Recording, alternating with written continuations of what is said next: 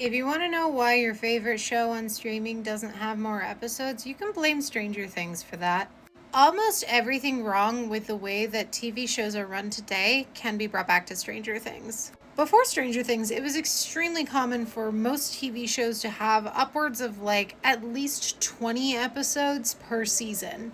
They would spend 3 months in pre production and filming most of these seasons and then air them out for the rest of the 9 months of the year. One episode per week. And then everything changed when the Stranger Things attacked. If you are ancient like me, then you were there, Gandalf. You were there 3,000 years ago, the day that men failed.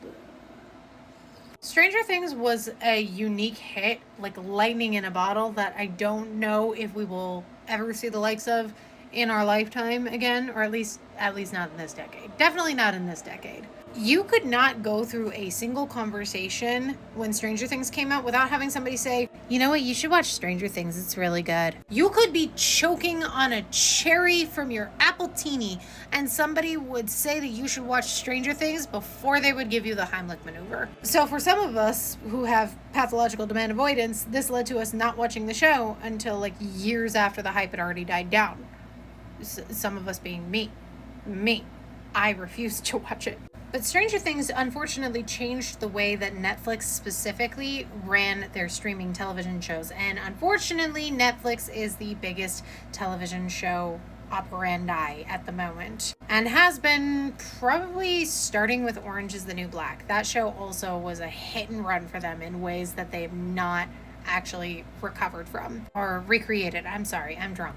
Everything now has to be modeled the same way Stranger Things is, and if it's not as big as Stranger Things is, then it is automatically a failure and not worth investing in. Which is so funny because Stranger Things doesn't make money either. The only way that Stranger Things actually makes money is through merchandising.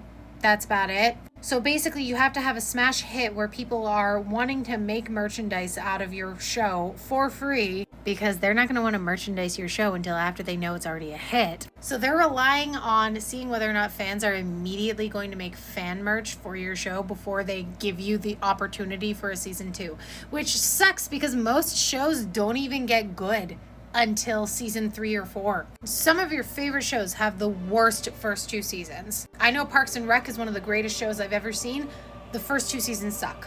But we don't get things like that in a post-Stranger Things world. So instead, we just have to live with the slop that they deign to give us instead of the good stuff that we actually want to see. I hate it here.